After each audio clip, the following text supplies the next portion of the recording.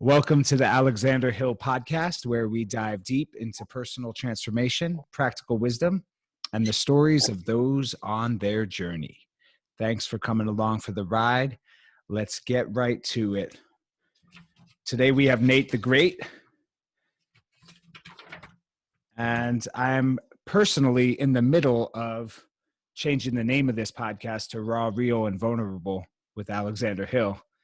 And as we bring Nate the Great on, I want to honor this man because he is self-proclaimed great, and he really owns that title. He is a true king. He is the youngest king that I know, and I respect this brother so much for the way that he shows up for himself, for the way that he shows up for others, and the way that he just listens before he speaks.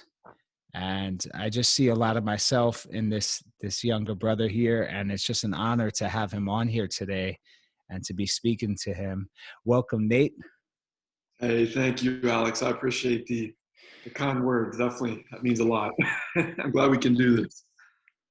Yeah, just curious, how old are you, brother? 24. 24. So here I am, I'm 34. It's a perfect, 10 years. But here I am, 34, turning 35 this year. I'm a husband and a father. And I look at you, Nate the Great, and I'm like, when am I going to be Alexander the Great?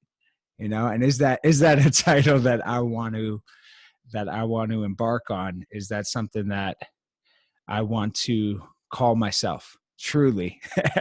And I say that jokingly, and I'm probably not going to go by that title. You know what I'm saying? But what I'm getting at here is humility. What does humility mean to you, brother? Yeah, I think humility for me personally, when I think about that, it's being okay with messing up, going through mistakes, but most importantly, being okay with your past. I think people don't really talk about that too much, and they feel as if they don't necessarily have the best upbringing or the best past, that it's hard for them to make something out of their lives. And just admitting and also being vulnerable too along the journey, that's extremely, extremely crucial. I go by Nate the Great, of course, Alex, like you mentioned, and I'm named after a children's book. You look up Nate the Great up on Google, and there's a children's series after me, and I'm like, man, that's my competition, And then if you want to get more analytical, you look up my real name's Nathan. You look up Nathan Peterman, or you look up Nate Peterman. There is a NFL quarterback who threw, I think, 5 interceptions in a game. So every single time you look that up, it's always about those 5 interceptions. And same with social media. You look at first and last name up. That's the person that shows up, Alex. So I'm thinking, man, I'm trying to put you under a little bit. Come on now. Oh, that's great, man. 5 interceptions in one game. That's pretty bad. Oh, I tell you. And it's funny about sports, man. I'm always joking about sports, but the amount of pressure that's on the athletes in the NFL and the NBA, it's like, in a way, I look at it and I'm like, man, I don't know if I could handle that much pressure, and I probably couldn't, and I wouldn't want to. You know what I mean? So even if I played sports professionally and there was that level of pressure that I see that these guys go through, it's just brutal, man. It's brutal on the emotions. It's brutal on the spiritual self, and obviously on the physical self, because they're just being judged by their performance, They're just being judged every day by their numbers and their performance. And if they don't hit their numbers, it's like they're shit, And that's when I turn on ESPN or I'm at the gym and I just see it, it's like, it doesn't feel like they're talking about human beings. It feels like they're just talking about these like people that have to perform. And if they don't, make the cut of the draft, or, if they throw 5 interceptions in a game, they're shit, and it's like, man, that's rough, It's true. I think that's why ego, especially in sports, is so high, because a lot of people look at them like gods. And it's crazy because, their fans worship them, which it's great. But like you're saying, they struggle a lot with mental health. And then something I've also noticed as well, Alex, just after their NFL career is done, or any kind of professional sport, is that they don't really know what to do afterwards, unless you're like a Tom Brady, or unless you're like a LeBron James or Michael Jordan. Of course, you're the best in the game, and you have all these endorsements, all these things that you're able to do because of your network that you built for these. But for these guys, especially if we're talking about football, and you look at like an offensive lineman, they don't get paid the most. I mean, they get decently well paid, like some millions of dollars, but afterwards, and you see stories of this all the time, they struggle, and because all they knew was playing the game. All they knew was getting hit, laying hits onto other people, and they don't know what to do afterwards. And I find that very common, and it's a shame because, like you're saying, all they're taught to do is just play football, just to hit. And when this whole knowledge and reading and all this other stuff comes into building your own business, then they're like, man, we're back to square one. What do I do? I feel like I'm 18 again, you know? Yeah. Yeah. I feel that, man. Yeah. Yeah. You said something before about, how our past, judging ourselves based on our past. And, I just had this realization this morning, like our past is not our future, and there's a lot of books out like The Power of Now and The Power of the Present, and everybody talks about meditation and coming into the present moment. And what does that mean to you? Our past is not our future. When I think of our past is not our future, I just think of, you want to focus on the present moment. Of course, you hear this all the time, and all these different spirituality books, and books about energy and things like that, which is great. But I feel as if we tend to hold all of our past just bundled up. It's like a stack of sticks, and you have a stack of sticks just bundled up, and it just keeps building and building and building. And then you get to like your 30s, 40s, and 50s, and you wonder why you're kind of still in that same position. You still have that hunger. I would say for me personally, Alex, I had to be okay with, I didn't have like a rough upbringing.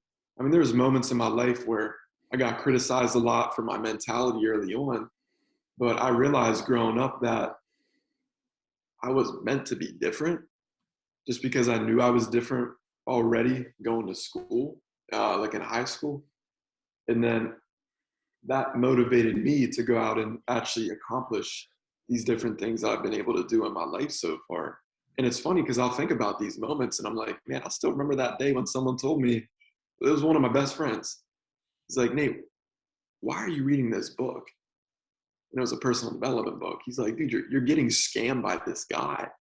And I'm like 16, 17, Alex. And I'm thinking in my head, I'm like, man, this dude's my best friend telling me this. And he just didn't believe in me. And then, of course, having those counselors come at me about going to college, I wasn't about it. So I took these things in my past, which again, some people, they've been abused, they've been raped. All right, they've been through it. They've been gangs. They've seen people get killed. They've killed people. And that's not my upbringing. But if you've been through things like that, you can take that, you can take your past, that's your story. And if you're a speaker, and if you take your story, you get on stage, you take the initiative, you have a podcast, then you can talk about your story and what it is that you've been through to other people that have been through similar things that you've been. And then that gives you a platform to then speak about, bring other great people onto your show, other great people that you can mastermind with. And then that's where you can just change other people's lives. And then most importantly, give people that hope. I mean, I love it, Alex. I see people that are young, and I get told a lot. They're like, Nate, I don't know how you're able to do what you're doing at your age. And I'm like, man, because I started young, and I stayed consistent, and I didn't let those that tried to impact me in a negative way impact me. I'm not Mm, saying I was all sunshine and rainbows and all perfect throughout my years. Of course not. I had some down moments, and that's the story, right? It's having those down moments throughout your story, and most importantly, just taking that as fuel and running with it. So mm, that's my answer to your question, Alex, is not letting your past define you. And it's mm, tough. It's tough because you got to accept yourself first. mhm. Beautiful. Yeah, it's this idea of like we've all been through our own shit, and I do healing work with men. I do men's circles at Man Tribe, and the one thing that I've learned is that we never compare trauma. Mm, We never compare your shit versus my shit. I'm like, oh, 50 Cent got shot 9 times. He got shot in the face, right? And look at what he did with his life. Became a successful rapper, became a successful producer, and then entrepreneur, vitamin water, all that success, right? You think it had anything to do with getting shot 9 times? I say, yeah, probably. Because once you've been through that, right? I mean, showing up to a board meeting room. I mean, showing up to a, come on, anything is easy after that. yeah, So, so like I look at my own trauma, I haven't gotten shot, but I've been through some pain. I've been through some violence, as I'm sure, I know you have as well. And, emotional pain, physical pain, it's almost like it's all the same because, if it meant a lot for us, it, that's all that matters. If it meant a lot for us and it was a hard journey for us, then, we know what we're here for.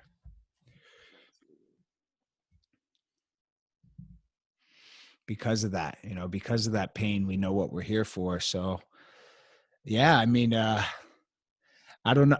I don't know if you want to dive into that, your story or how you turned like your pain into gold, but if that's resonating with you, if you want to share, an experience that made you stronger or something that, you know, allowed you to get where you are today.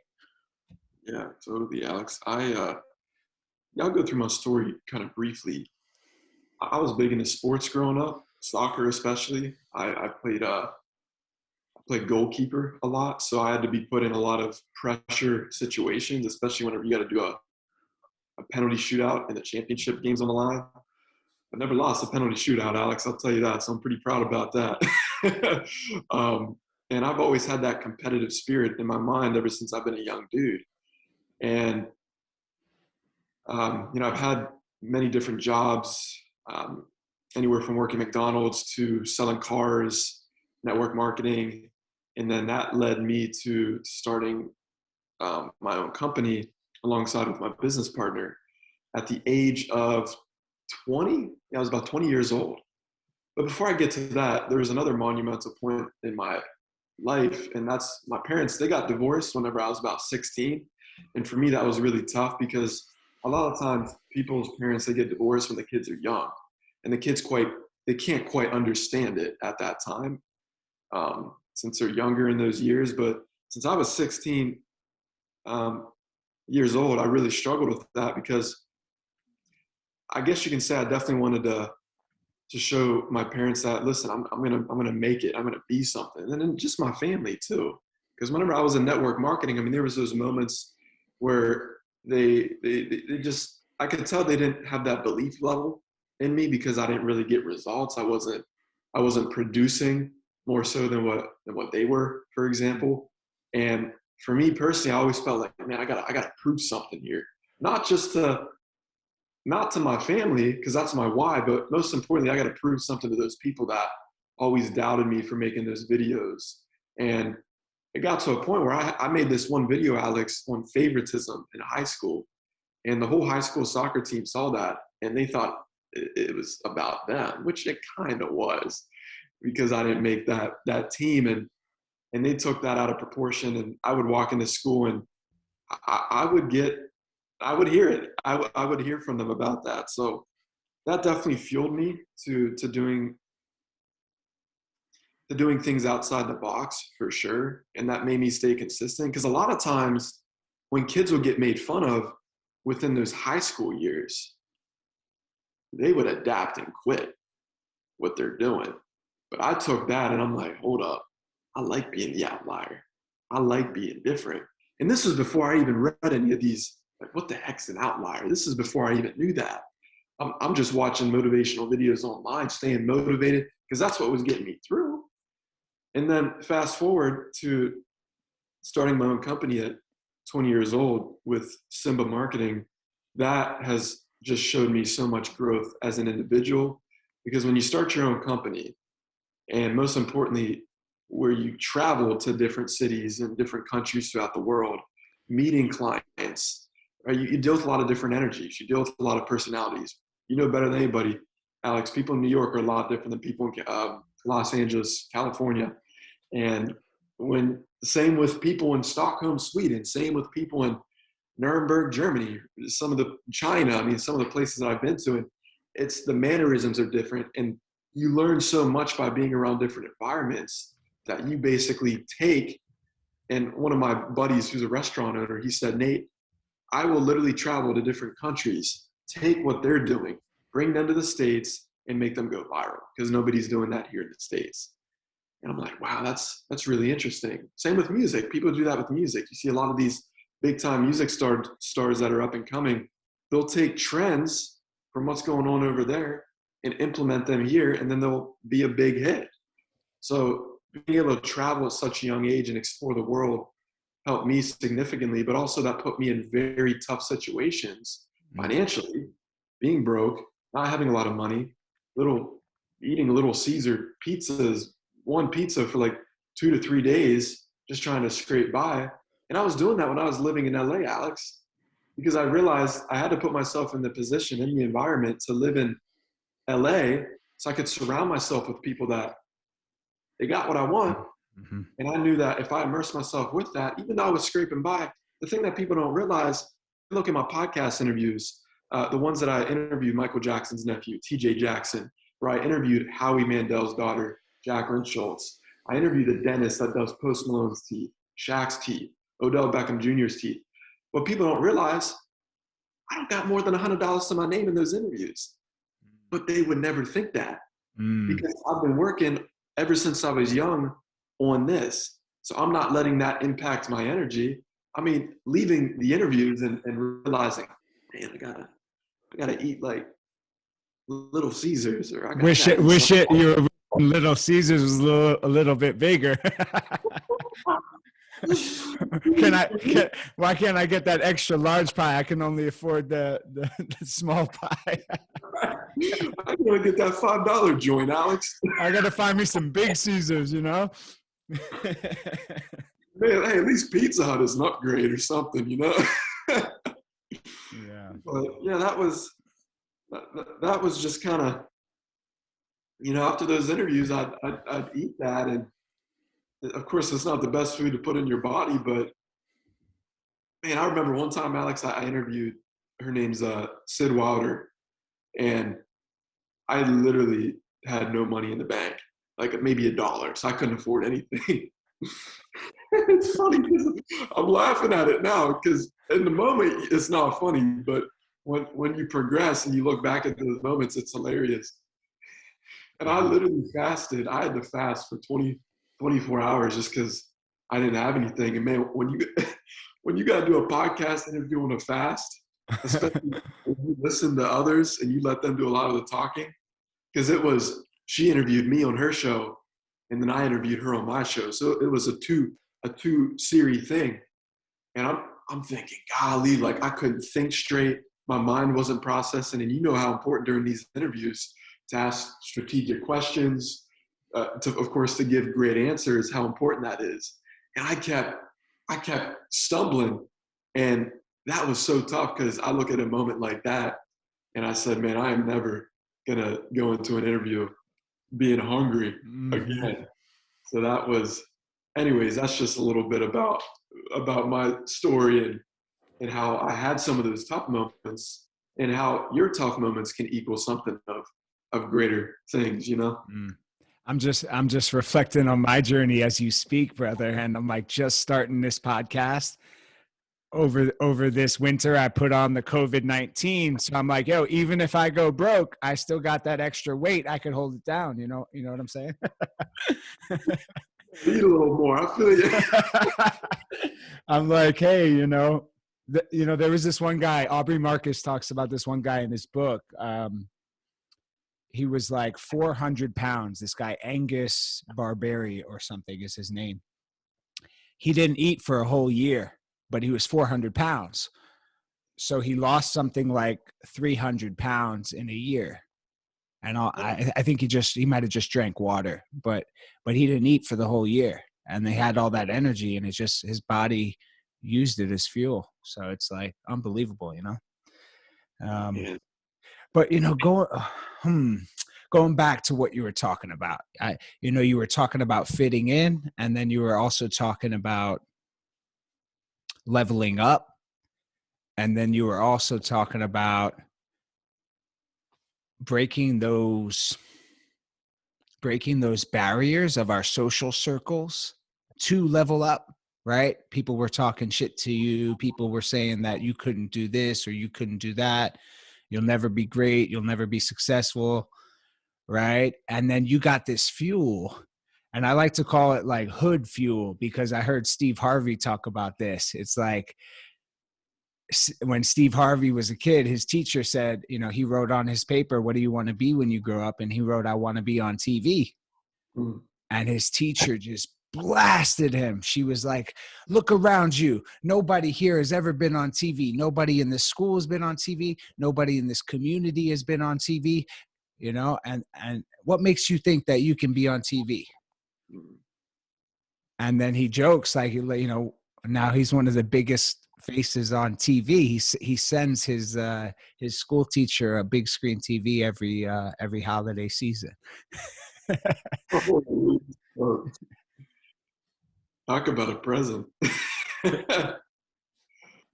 But yeah, just going back to that, man. So whatever is alive for you, you want to talk about, that leveling up, breaking the social barriers or the constraints or that fuel that people give you, or we can talk about the sacrifice, that sacrifice that it takes to be successful. Mm. Yeah, I'll dive a little deep into the sacrifice, Alex, because I think personally that's one of the most important things throughout the early stages of whatever it is that you're doing. I lived with my mother up until I was 21, maybe 22 even. And then my business partner said, Nate, come to LA, just get a chance to experience what's going on. And I already started my podcast at the time, Alex. So when I went to LA, very crucial things happened to me. Because, when you're in LA, you never know who you're going to see.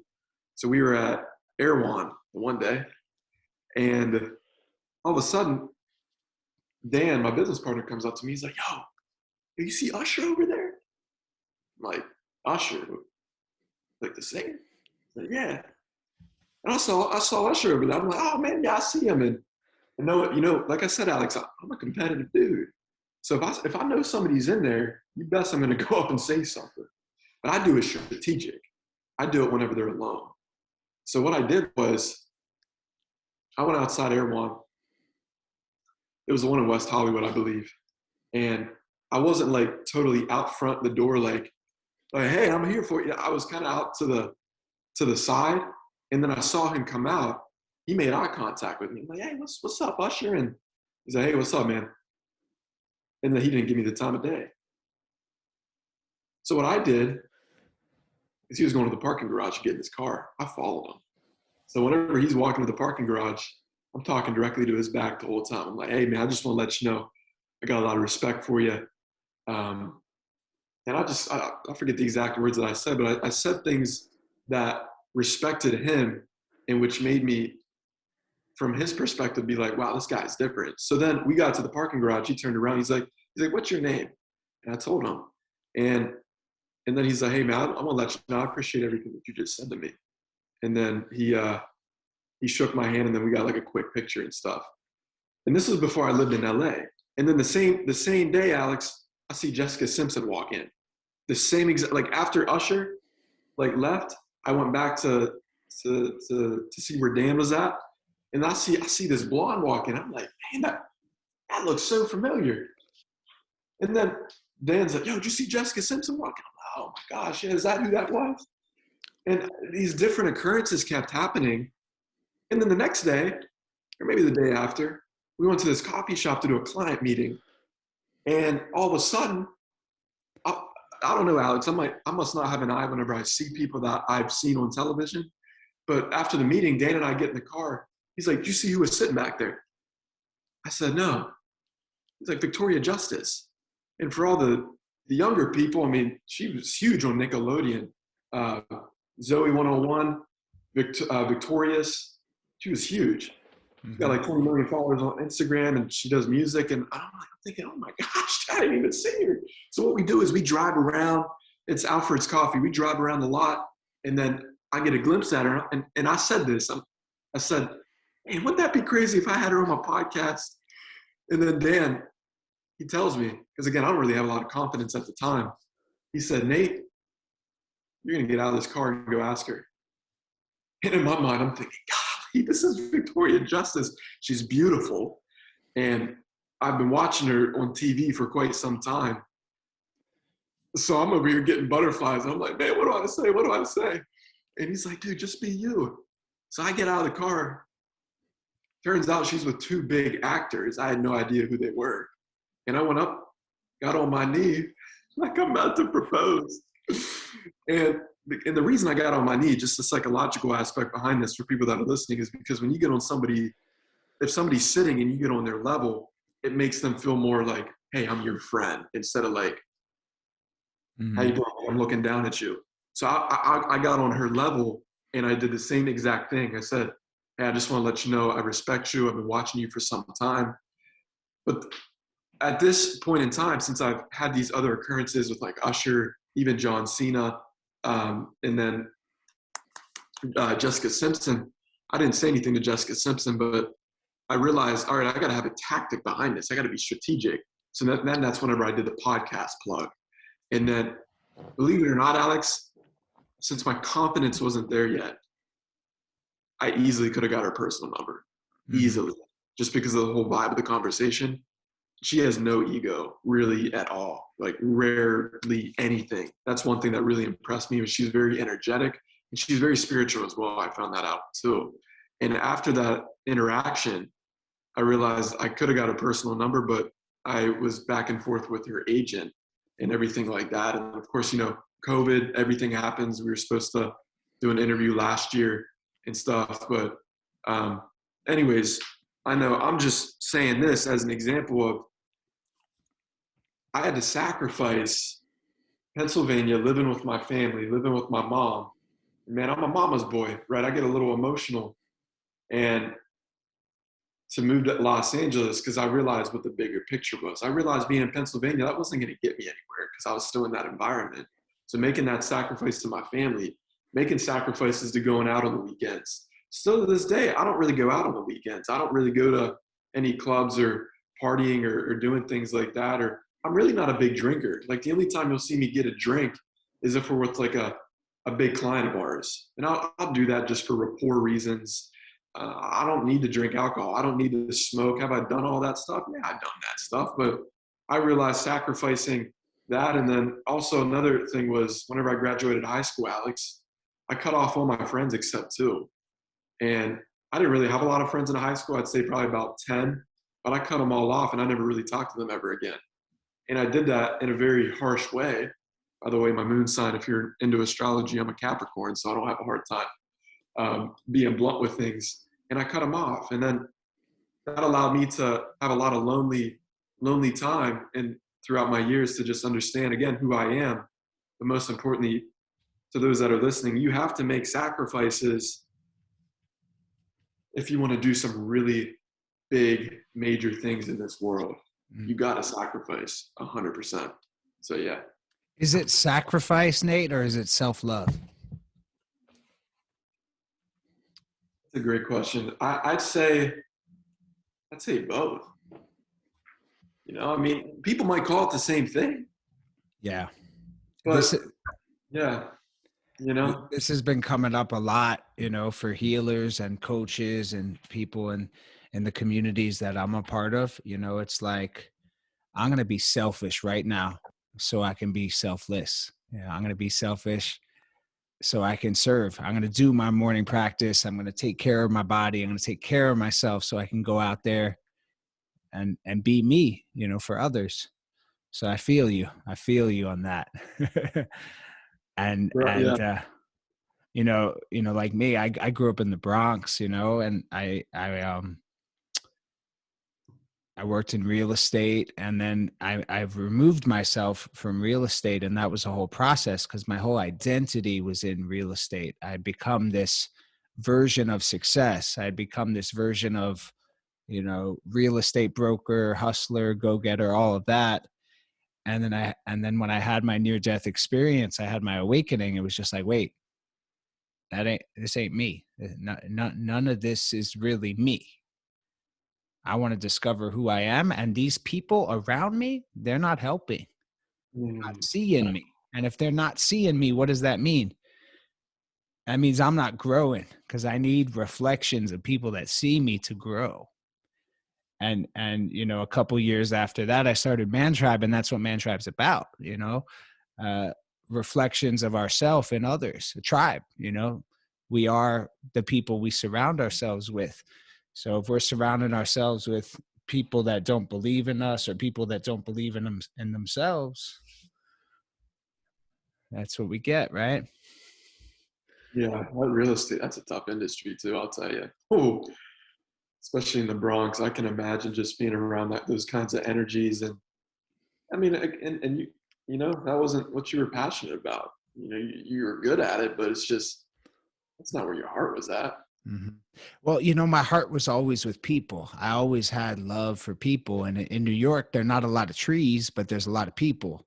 So, so, so I found this connection kinda with people, and I was a networker. I would go to networking meetings. I would connect with people, but it was never like the depth. It was never the depth. And in order to survive, the money pressure was so strong that it was just like, the depth would get cut short, because it would be like, hey, I want to connect with you. I want to talk about the meaning of life. I want to talk about the soul. I want to look in your eyes and take the time, but I got to make money. So if you're not making me money, I got to bounce. If you're not Right. making me money, I got to go back to, hustling. I got to go back to doing my thing because I got to make money, Mm, so running that story, I, I missed a lot, not in a regretful way, but like yeah. it's all perfect, it's all perfect, but I missed a lot of human connection because I was running that story of, hey, I got to go make money. And if you ain't making me money, I got, I got to go make money. Yeah.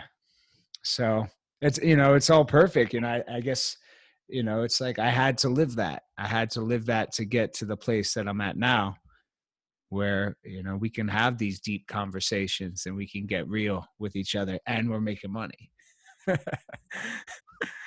Yeah, it's crazy, Alex, because you know, if you live in an area where the average income is 60, $70,000 a year, man, good luck. Good luck, you know, really making a name for yourself where you're at. I mean, and that's the power behind, because it's like, yeah, you know, we got to make money. And making money, I realize for a lot of people, it's hard and Mm-hmm. it's tough, but they make it tough. It's not hard to make money.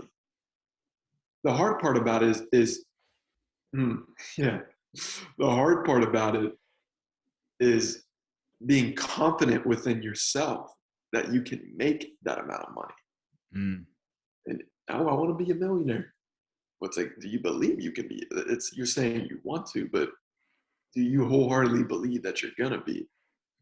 I mean, the other day, Alex, I kind of got emotional. I was walking the house talking to myself, and I was like, man, by the time I'm 30, I don't see why I won't be able to have a net worth of over $100 million easily with the stuff that we're doing. And I thought about that, and if I rewinded a couple of few years back, that would have been unrealistic for me. Man, like, because I realize a lot of people struggle with making money because they feel as if they just aren't necessarily worth as much as what they could charge.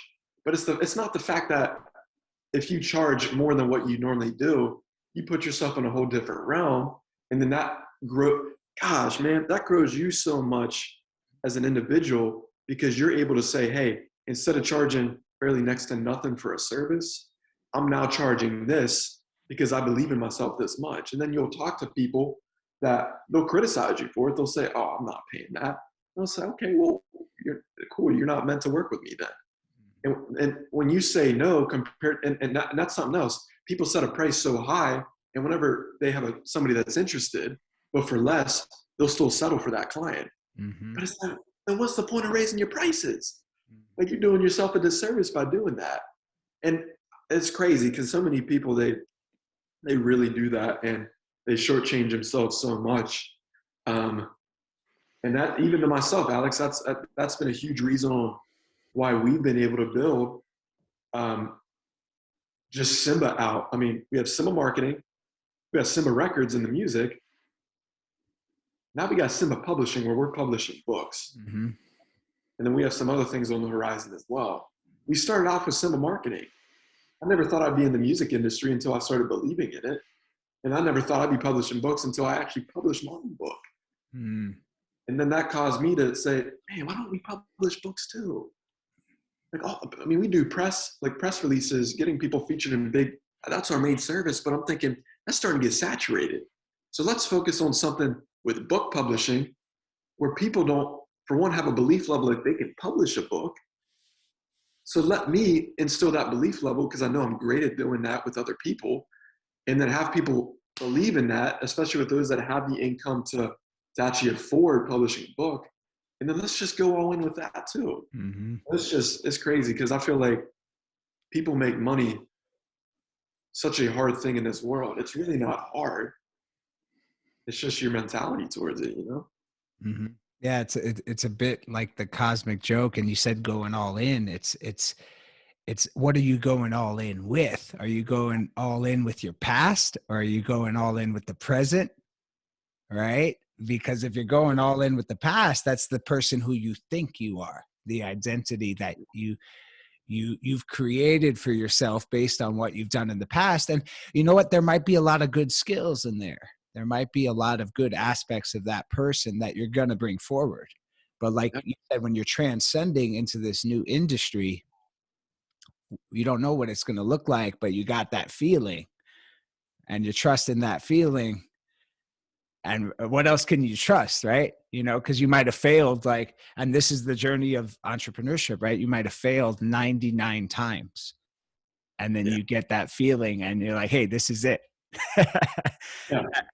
And some people at that point, they give up, and some other people keep going, right? And I think it's like that, man, for a lot of people. Like, I'm just exploring podcasts, for example, and I'm researching different podcasts. I'm like looking like podcasts in my industry, and I'm not even sure what my industry is because I'm just me. but Yeah, absolutely. but I'm looking at all these podcasts and I see, you know, apparently there's around 1 million podcasts that are out there, you know, and most of the ones I come across haven't done an episode recently. I haven't done an episode in a couple months or even a year. And I'm like, wow, this person started this podcast with this vision, but they're not doing it every week right now. Right. Mm, So I'm like, most of the podcasts fail. mm. And I'm like, wow, like, so all I got to do is just have a clear vision and keep going. I can do that. I can do that. You know, and I think people reach that point where they can't keep going because that version of themselves, that identity that of who they think they are, limits them, and they just quit, you know.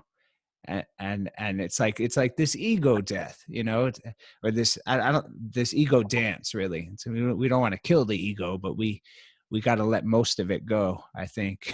to Yeah, it's true. Yeah, they don't have self-discipline to stay consistent. And then that's for the podcast world. I mean, that's so important because even for myself, Alex, I was doing 3 podcasts in a week. Sometimes Monday through Friday, I did a podcast every single day. And I was doing that to build up over time because there might be a week or two where I'm not really in the mood to do it. Or there might be a week or two where I kind of want to take a break, or I'm traveling somewhere to, see some clients, or I just don't got time to do a podcast. So to what you're saying, it's so smart to stay consistent. And then of course, just build up your arsenal, because you can never have too many podcasts just lined up in your tool belt, because then you will just set yourself up for so much greatness in the long haul. I mean, I think that's a huge thing for myself.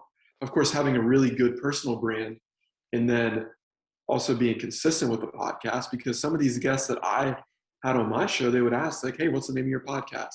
How many streams do you get? And then they would, of course, look at my brand and see what I'm about. And I would literally, like, it was simple. I would send them an Instagram DM and they would, hey, let's do it. Email more info to here, and then we'll get it all set up. And I'm talking, these are people that are extremely successful within their industries and their careers. And now that I did that, I'm like, okay, I'm going to switch it up a little bit.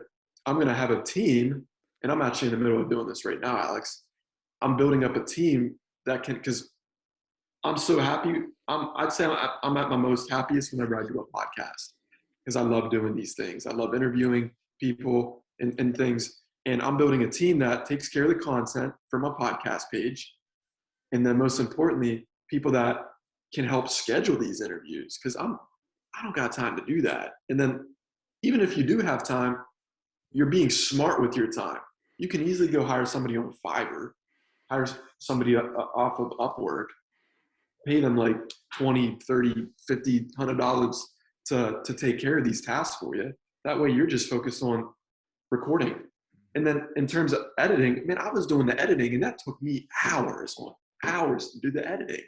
And I was just doing it on iMovie. And I realized, I'm like, Nate, that's not your lane.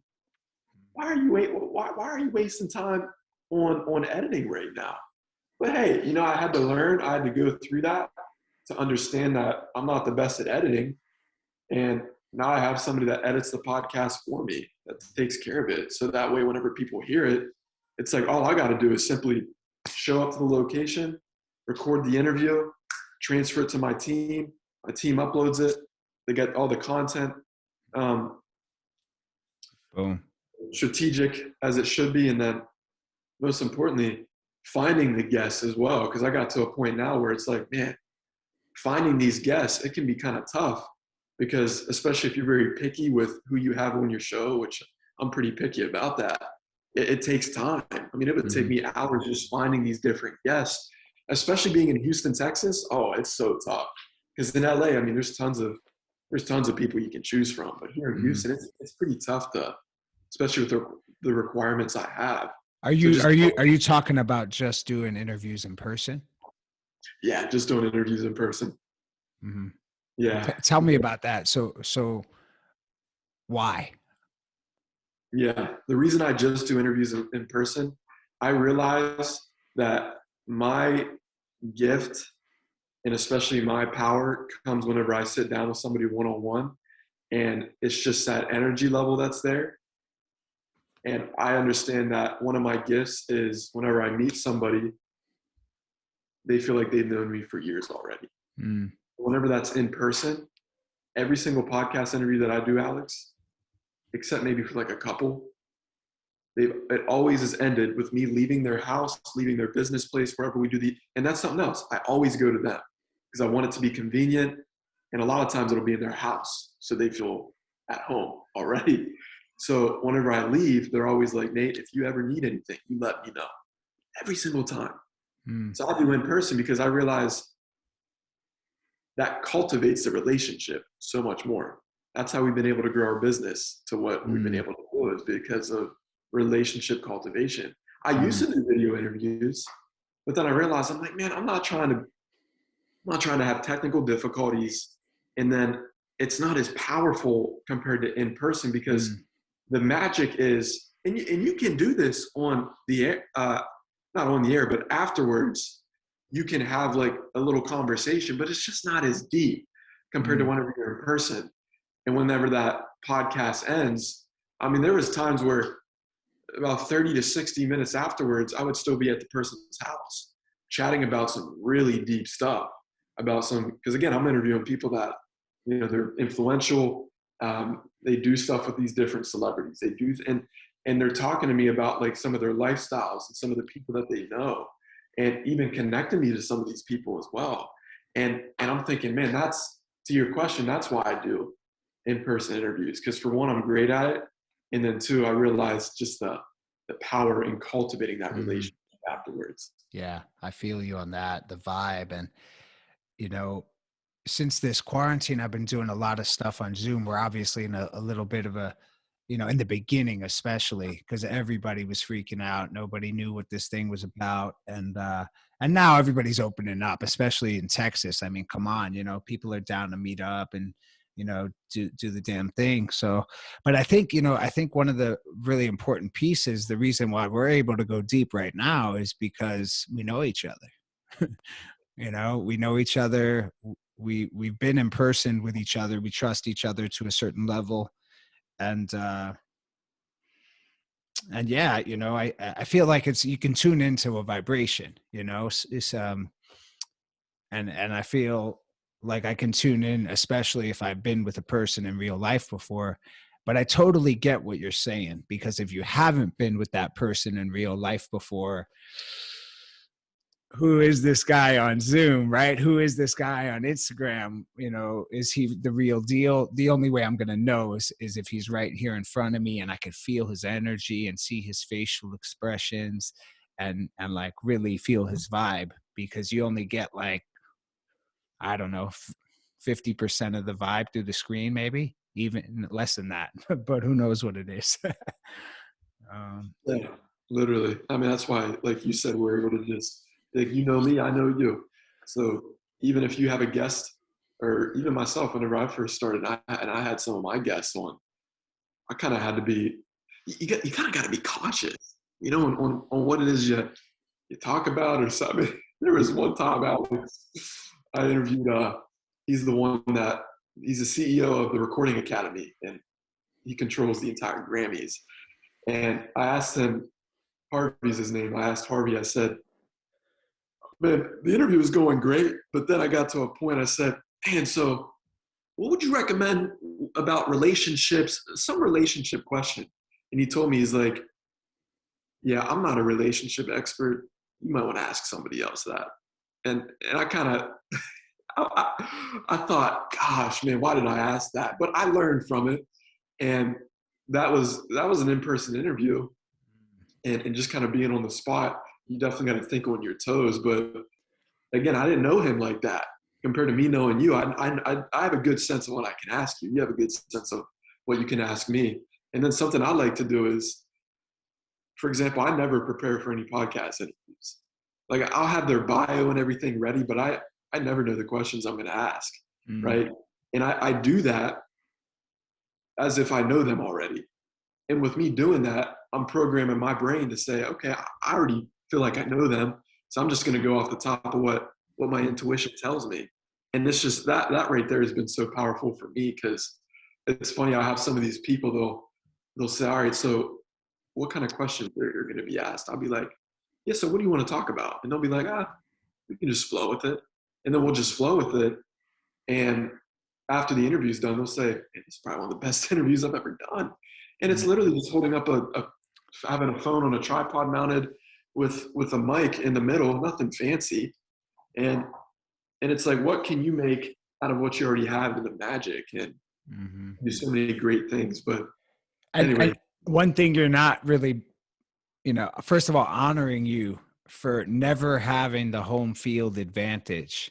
you're going into these other people's spots, their homes, and they might have beautiful big homes, but it's still, you're coming out of your own comfort zone, right? Like I'm in my spot right now. I'm comfortable here. I'm in my vibe. You know, you're in your spot. I don't know where you are, but maybe you're traveling. I don't know, but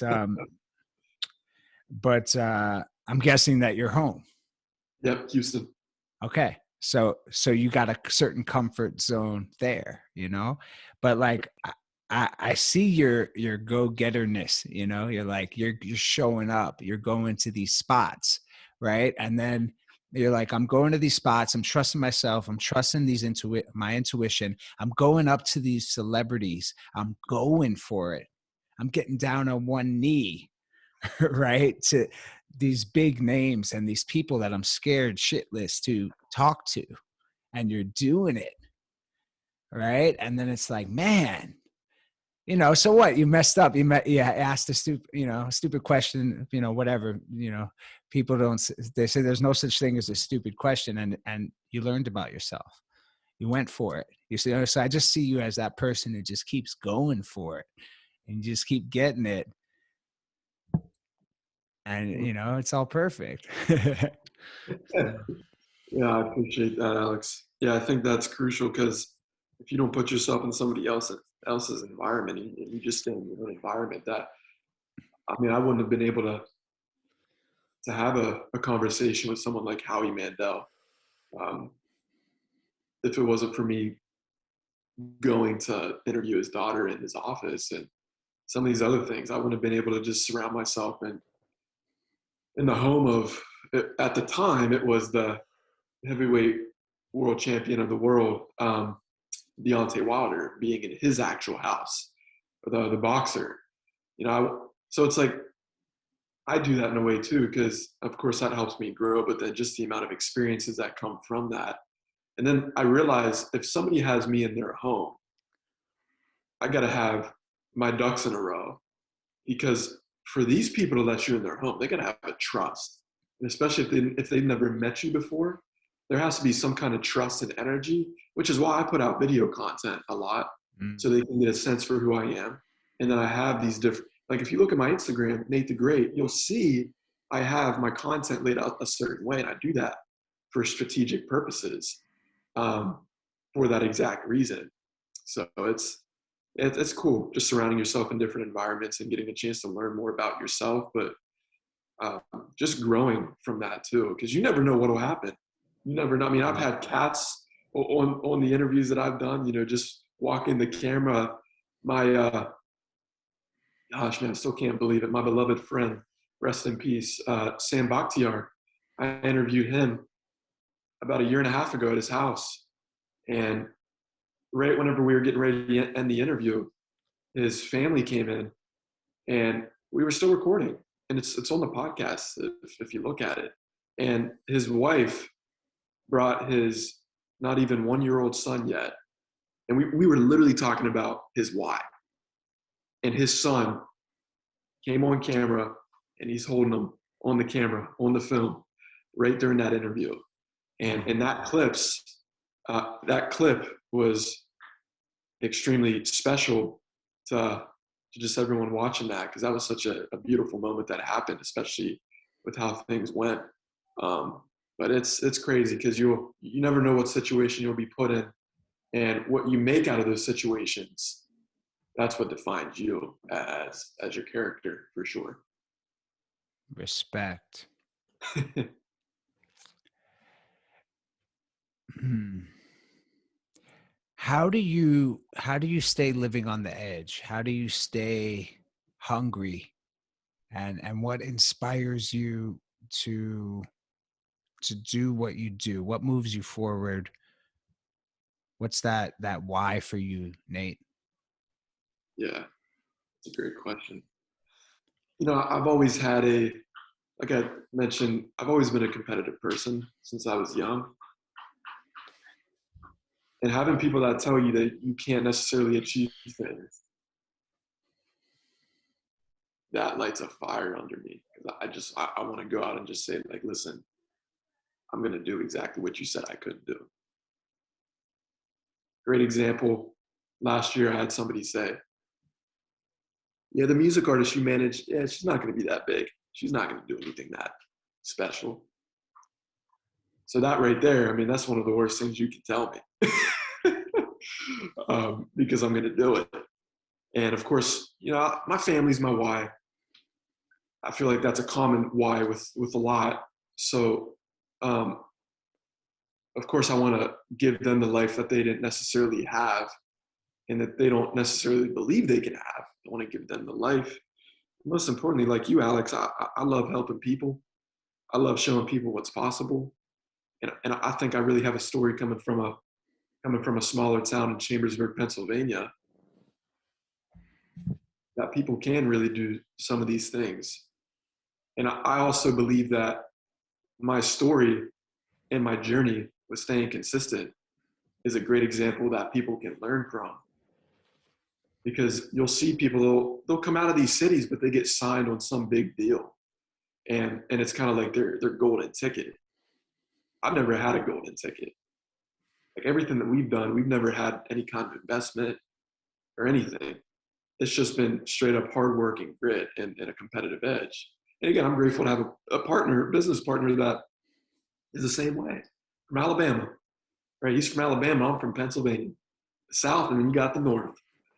And personally, the hunger that I get every single day is just, I don't know, man. I sometimes feel like people, I don't know if people are born with it, Alex, but it's just every single day I wake up, I'm thinking, man, what can I do today to just keep going an extra, get 1% better every single day.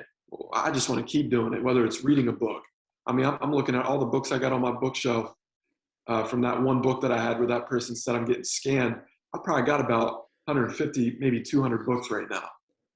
And I look at things like that, and that's what motivates me and just keeps on driving me for hunger. Because I realize now, especially being in the music industry, Alex, I'm not just responsible for my life. I'm responsible for somebody else's life. And then I also look at it into a perspective, because you got to frame things a certain way. I'm responsible not just for Dan, but I'm responsible for his family's life as well.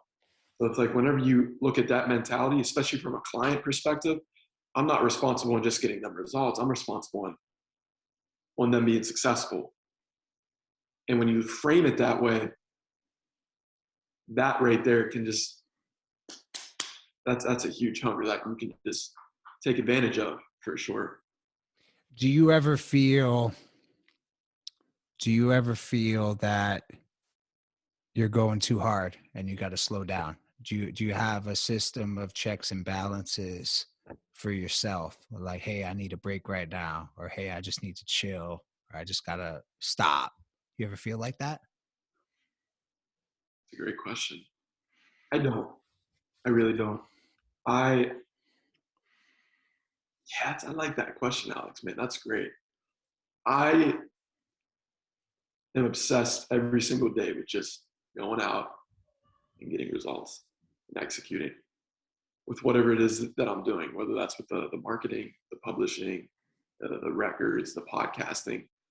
Everything I do, there's a purpose behind it and there's a reason behind it. I Now, are there times where I work from the morning time all the way to the evening time and I kind of want to take a break? Yeah, I'll watch a movie. I'll kind of do something that allows me to be at peace a little bit, to relax. But every single day, even if I travel and I'm on like a vacation, I can't remember the last vacation that I took, but it's just like the holidays, for example. I'll use this because it's the only thing I can think of. Whenever I'm around my family, like I'll spend time with them, but every single day I got to work. Like every single day I have to dedicate some kind of time, whether that's preparing, whether it's taking care of something. But I never get tired of it. I don't think I ever will, for real. And I don't think you can get tired of it, especially if you're working on more than one thing Mm. compared to just like having a job, or if you're just like a startup company. I think, yeah, that was a great question. Yeah. Mm. Yeah, I see you as a man who's living in his purpose, and you got different visions, I'm sure, in that purpose, right? And I'm just wondering, it's like, let's talk about failure, because let's say you're all in on something, and I'm sure you know this inside and out, entrepreneurship, but let's say you're all in on something and somebody says you can't do it. What if you actually fail at that thing? What does that mean about yourself, and how do you bounce back from that? Yeah, I mean, I think if you fail from that, I mean, it's really just based off of your reaction towards it. I think it's all about how you react towards it, because a lot of people, they'll fail and then they'll just quit. I mean, Mm-hmm. starting out with the whole marketing, we started at a time whenever that was not even a trend yet. Like it was just starting to, but now Mm-hmm. it seems like everybody and their brother has a marketing, So social media marketing, you mean? yeah, social media marketing Yeah. agency and all of that. I mean, it's so common nowadays, but And now you have the shift, if people are shifting off of Facebook, and, it's migration happening to different platforms. So, yeah, that's true. I don't know. I realized whenever we started, we did fail. We failed to deliver services, hmm and you know, we had to pay people back. We hmm didn't say, "Hey, we're never going to pay you back." Like, you best believe we're going to pay you back because we're man of our word. yeah, I I, th- think, I think, yeah, I feel you on that, man. Keep going. Sorry. yeah, and that's it's tough because there's a lot of like it takes when paying somebody back for something that couldn't get delivered. I've had this happen a lot because we would use a lot of outsource partners to fulfill a service. And believe it or not, I mean, as a marketing company, we've never really, I don't think people realize that we've never really offered the service straight up on behalf of us. I mean, we've repped it on behalf of us, but it's never been ours, believe it or not. And that can be very tough when things hit the fan and that partner that's supposed to fulfill it doesn't come through, or they say that somebody doesn't necessarily make the cut anymore or qualify, because then that puts you in a position where people might have paid you thousands of dollars and you got to pay them back. And it's tough because you might not have the money, but that's where the whole cultivation comes in. If you've cultivated that relationship great enough and there's trust there, then they don't have to get lawyers involved or they don't have to get other different parts involved to scare you. Have we had it? Yeah, we've had it very minimum times. I'd say maybe once or twice that's happened, but we've always made sure to take care of that. But to go back to your question about the failures, I mean, it's really, yeah, it's all about how you react towards it. I mean, if you fail, and when I fail, I look at it and I'm saying, Alex, man, there's so much that I learned from this. So I know moving forward not to do this again. I know moving forward not to do a deal without having somebody sign an agreement. I know moving forward, before I move into a house where we're paying a few $1,000s a month to live in, I know moving forward to meet the landlord first before I find out that they got us in a really tough spot. You know what I'm saying? Mm-hmm. So it's like, you got to learn through these things. I mean, a few weeks ago, whenever Texas had these really cold conditions, man, I woke up at 2:30 in the morning. The kitchen had water all over the floor. It was starting to flood. And if I didn't wake up at 2:30, the ceiling would have fell through. Long story short, it took about 2 weeks to get our ceiling and our pipes all repaired. I've never been through anything like that. And then I was posting this on my story, Alex, and somebody's like, "Hey, I'm in Texas too. We don't have no power. We don't have no water. How are you so positive? How are you so positive throughout this?" And I said, "I'm so positive because I'm learning. I know when this happens next time, what to expect." I mean, I was sleeping when it was like 30 degrees in our house, and I mean, didn't have no power. Nothing worked. Texas just wasn't built for these conditions. And I'm over here like seeing my breath, thinking, man, anytime I thought I'd be seeing this in the house, as if there's a ghost. thinking back to the Sixth Sense, the movie, and I'm seeing my breath and thinking, man, I've never experienced this before, and I'm excited. I went a few days without taking a shower, and I'm just like, wow, man, this is cool. I mean, the only thing I had to eat was I had frozen meat in the freezer, and I was cooking the meat up, and because everything was closed, there wasn't no restaurants open, the stores were closed, and I'm thinking, man, this is cool because I'm over here thriving on learning and experiencing this, and Mm. I mean that's not necessarily a failure, but I'm implementing that into, again, it's all how you react to that failure that you get, because based off of how you react is going to define you moving forward.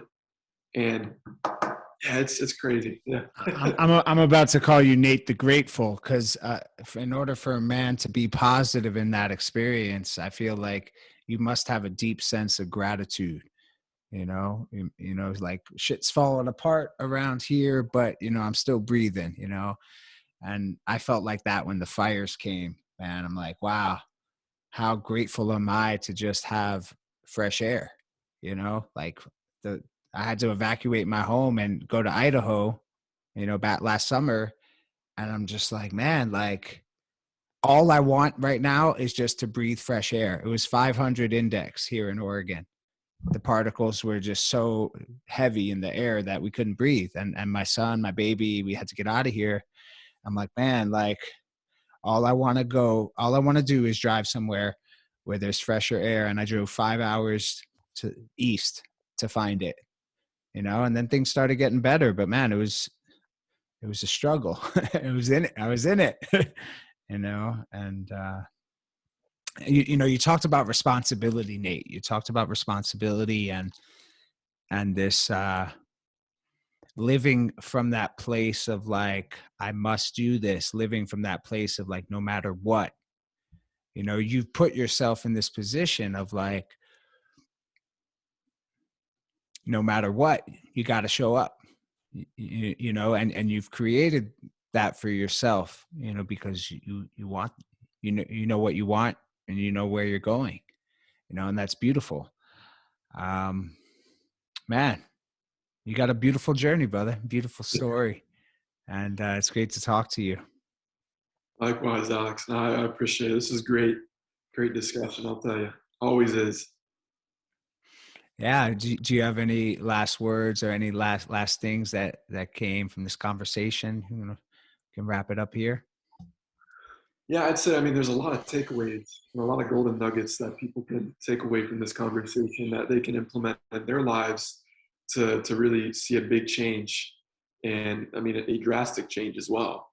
And I believe whatever journey that you're going through, doesn't matter what industry you're in, it doesn't matter if you're into real estate, a mortgage broker, it doesn't matter, even if you're in the healing space, if you're in the marketing space, if you're in the music space, all this stuff intertwines together.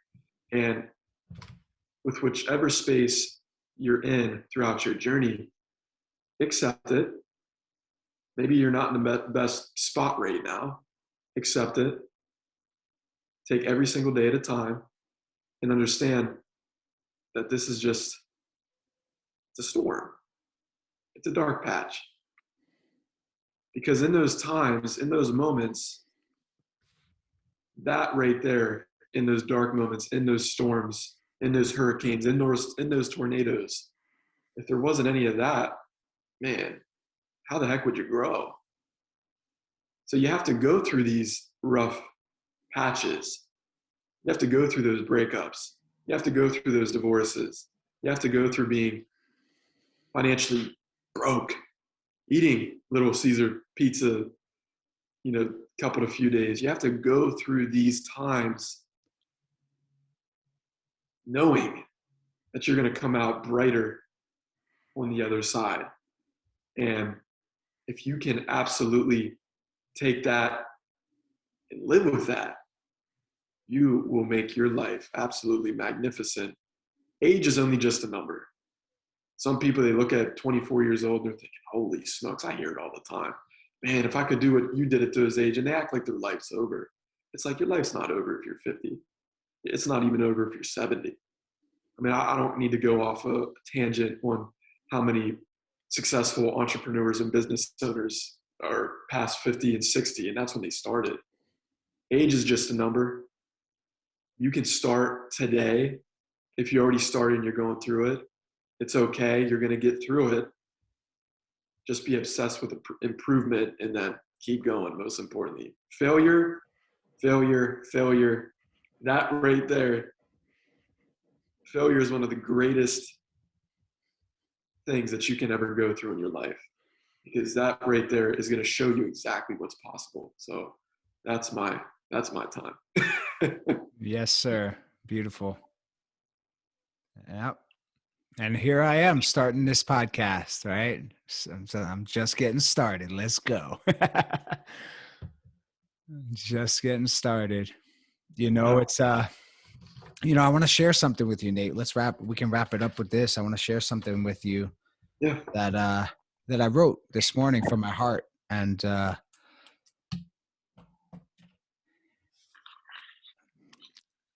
I'm gonna read it fast, because I wrote it this morning around 6 a.m. But I'm gonna read it fast, and this is from my heart. This is what I was going through this morning when I was crying and just releasing a lot of stuff. I said, I'm scared. I'm scared of being the most authentic version of myself.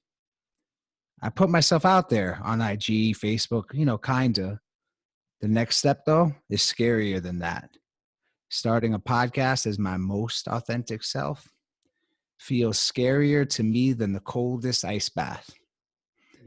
I consider myself a pretty tough physical man, but damn, what I'm about to embark on is the most raw, real, and vulnerable version of me, Alexander Hill.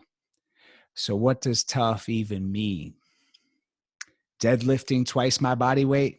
Maybe. Jumping in a river so cold that it would be frozen if the water was still? Maybe. Sure, I can do it.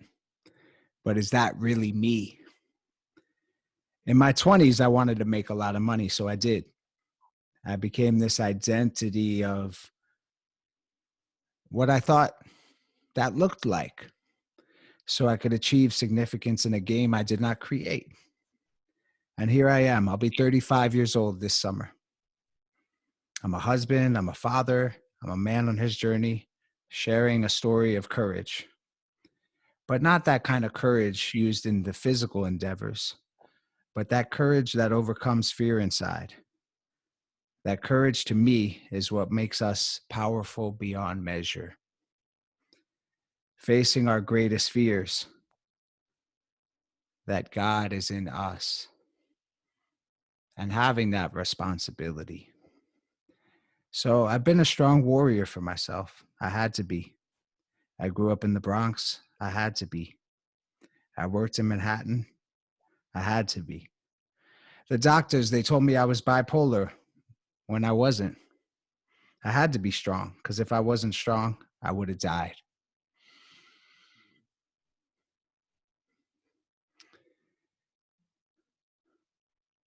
Man, that's beautiful.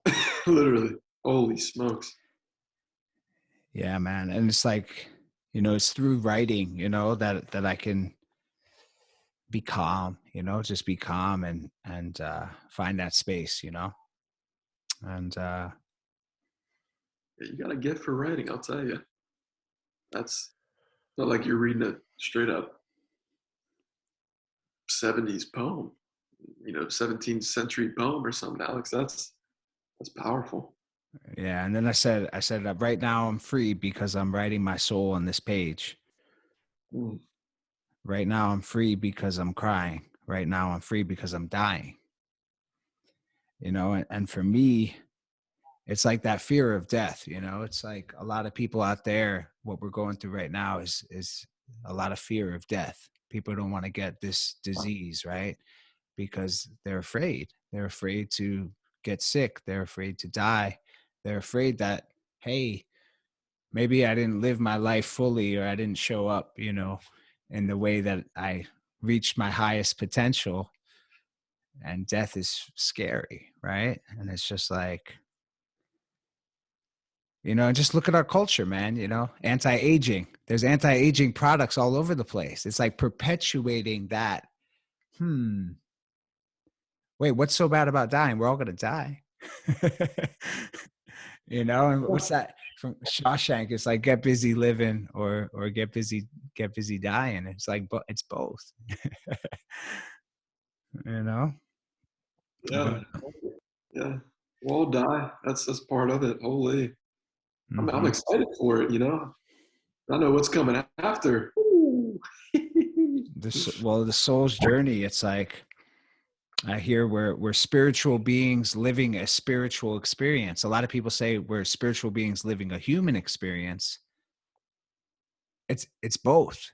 It's like we're humans having a spiritual experience, living a spiritual experience.